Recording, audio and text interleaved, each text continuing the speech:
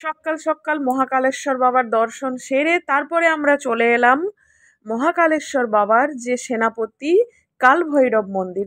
এটাও হলো বাবারই এক অংশ। তো আমরা একটা অটো রিজার্ভ করেছিলাম, সেই অটোয় আমাদের আশেপাশে আরও যে সমস্ত মন্দির রয়েছে সব আমাদেরকে ঘুরিয়ে দেখার জন্য। তো এখানে ওই যে লাইসেন্স প্রাপ্ত দোকান, ওখান থেকে বাবার জন্য বাবার যে প্রসাদ, ওটি না হলে বাবার পুজো হয় না। তো আমার প্রভু কি করলেন, ওখান থেকে একটা নিয়ে নিলেন, কারণ বাবাকে এইটা দিতেই হবে। মদ মদ ছাড়া বাবার পুজো হয় না। গোটা নারকেল, তারপরে আরও যেসব রয়েছে ডালা সাজিয়ে দিয়েছে।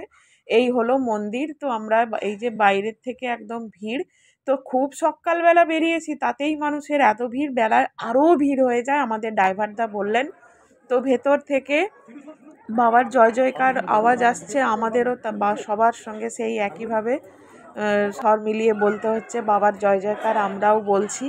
তো এখানে দর্শন করে, আর এখানে তবে কি বাবার ছবি সেভাবে তুলতে দেয় না। আগেবারও করে ভেতরে আমাদের মন্দিরে যা আমরা বাবার কাছে পৌঁছেছি আমাদের ওইভাবেই এগিয়ে দিয়েছে। তো যতটা সম্ভব আমি বাবার একটা স্টিল ছবি তুলে শেয়ার করেছি।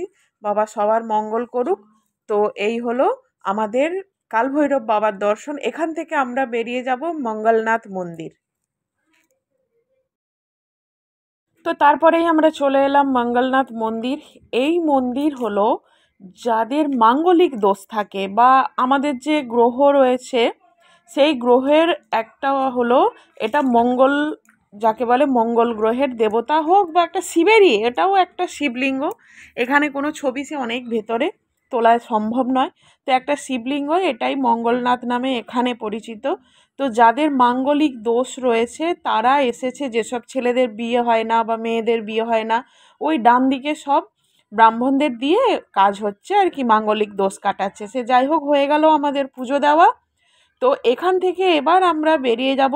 এটা এখন বাজে সকাল 10:30। তো এবার আমাদের তো কিছু পেট পূজা করতে হবে।